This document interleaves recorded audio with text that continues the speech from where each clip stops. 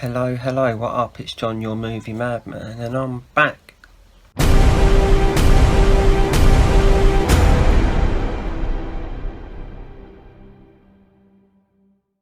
Today, this video's been a bit delayed. I mean, I wrote the notes ages ago, and then I found them in my notes the other day and was like, oh yeah, I've not done a video for that.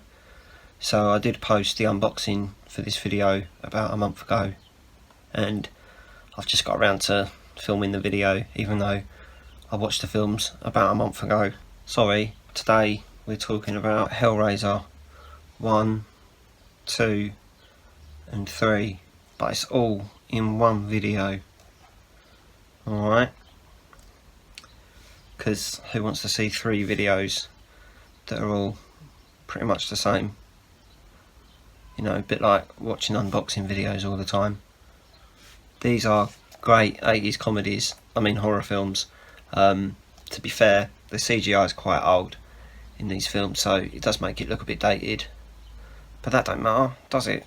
Because old films are allowed to look a bit dated, because, you know, they're old. You don't complain about old black and white films being in black and white, do ya?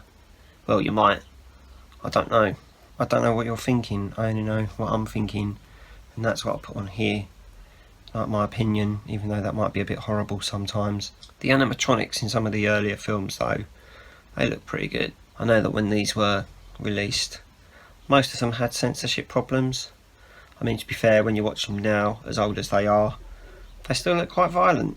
They're still pretty bloody, they're still pretty detailed. Even though some of the violence looks really fake, like when you see like hooks going into people's skin, it's really obvious that they're not actually hooks going into people's skin, and they've got just like some Play-Doh or something that they're hooking. So it does look quite fake, some of it, but it doesn't matter because the bits that look realistic kind of make up for it. These films were a big surprise to me. I didn't watch them for years because for some reason I just thought they looked shockingly bad. And to be fair, some of them are shockingly bad. Some of them are just awful, and some of them are alright. But all in all, they're all extremely entertaining to watch. Even the worst one, which I believe was Hellraiser 9, that was literally one of the worst films I've ever seen, but it's still so funny to watch. It's one of those types of films that, even if they're really bad, they're just funny, and if they're really good, they've done their job. So, well done. They're all 18 rated. It's probably one of the only horror franchises I've seen where every single one of the films is 18 rated. Even some of the Halloween films are 15 rated. Some of the Nightmare on Elm Street films are 15 rated. Some of the Friday the 13th films are 15 rated. So I'm probably missing out some horror franchises there, so I might be wrong. I can be wrong about some things. So anyway, instead of talking about all 3 of these films individually, I'm going to talk about them all together, if that makes sense. Because a lot of the positives and negatives I noticed were in all 3 films, so it's absolutely pointless me talking about one film and talking about the positives and negatives and then moving on to the second film and talking about the same positives and negatives and then moving on to the third film talking about the same positives and negatives.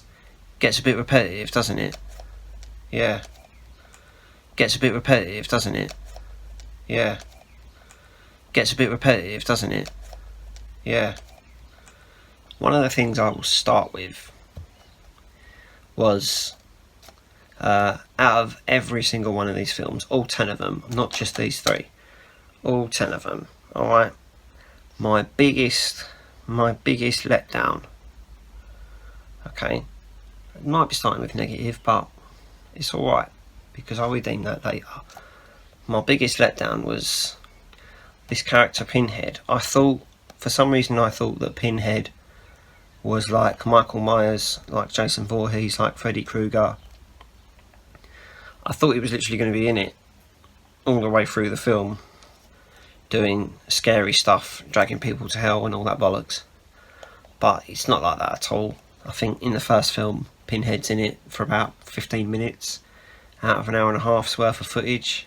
There are a couple of other films in the franchise where he's in it a little bit more, but particularly the first 3, He's not in it that much. He's still like the scary character, but he could have been in it a bit more. That was one of my biggest letdown, I think. That was, I thought he was like the big scary thing about it. But on the plus side, so you've got a positive thing here.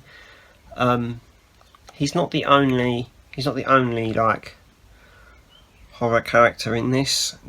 He's got like loads of little minions as well, and they all look pretty scary.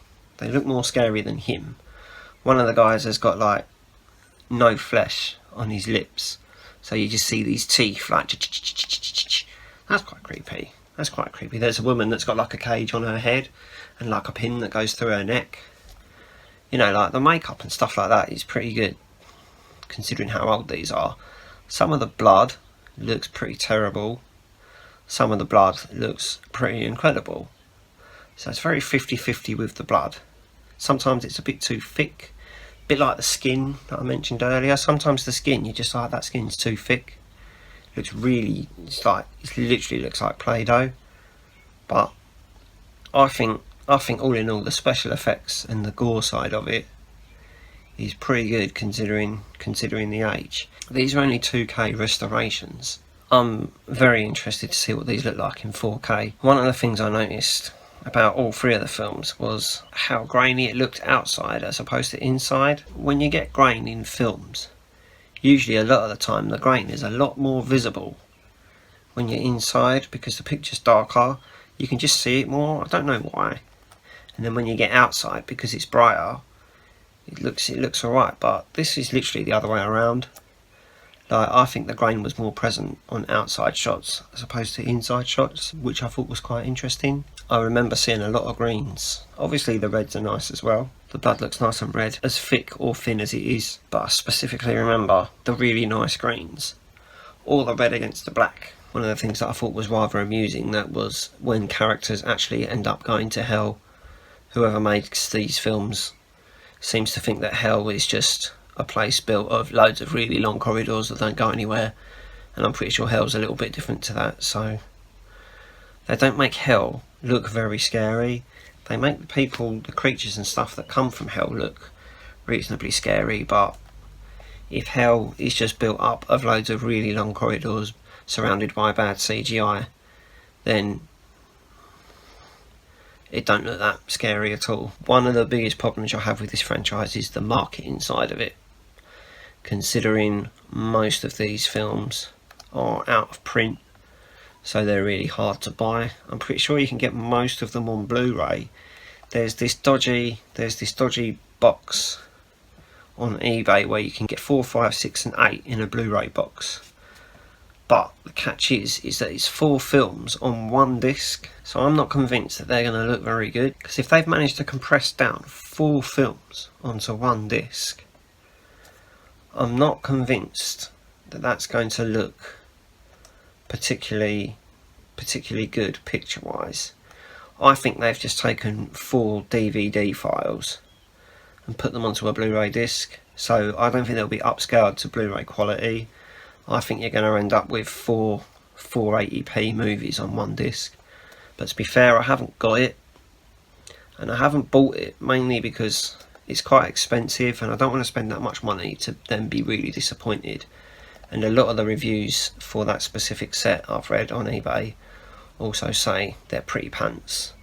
And I should have known that because it was 4 films on one disc, which was exactly what I was thinking. So yeah, I know that you can get 9 and 10 on Blu-ray now, and I've heard rumours that the first one and the 4th one are being upgraded to 4K. But what is happening with the rest of those films, I don't know. I have heard that the copyright has changed hands now, so different people own the Hellraiser movies now. Whether or not that means they'll get 4K upgrades or they'll all get re-released onto Blu-ray, because that would be really nice. They re-released 9 and 10 for some reason, which are the 2 most unpopular ones, because they're the 2 that don't have Doug Bradley playing Pinhead. He plays Pinhead in 1 to 8, but not in 9 and 10. And they were like, oh, do you know what, we'll release 9 and 10 first, the 2 that people hate the most. Genius, that's great, brilliant. Digital wise though, I'll tell you what, digital wise, you can pretty much buy all of them digitally. I think so far I've found 2, which is 4 and 5. You can't buy 4 and 5 digitally, but I've got all the others on Google Play except for one of them, which I found on Prime Video, which was number 8. But I've got 1, 2, 3, 6, 7. Yeah, I've got 1, 2, 3, 6, 7, and 9 and 10 on Google Play, and I've got 8 on Prime Video. But you can't get 4 and 5 for some reason, so I don't know what's going on with that. But yeah, very sorry about the delay of this video. It should have been out ages ago, but I've only just realised that I haven't done it, so I've done it now. I hope that was an interesting video for you. If you could like it, even if you thought it was shite, if you could subscribe to the channel as well, do subscribe, because I really wanna get out my favourite movie and show you that, but I've got to hit that 50 subscriber mark yet. So keep those subscriptions coming in, alright? And I will piss off, and I'll see you later. Ta-ra.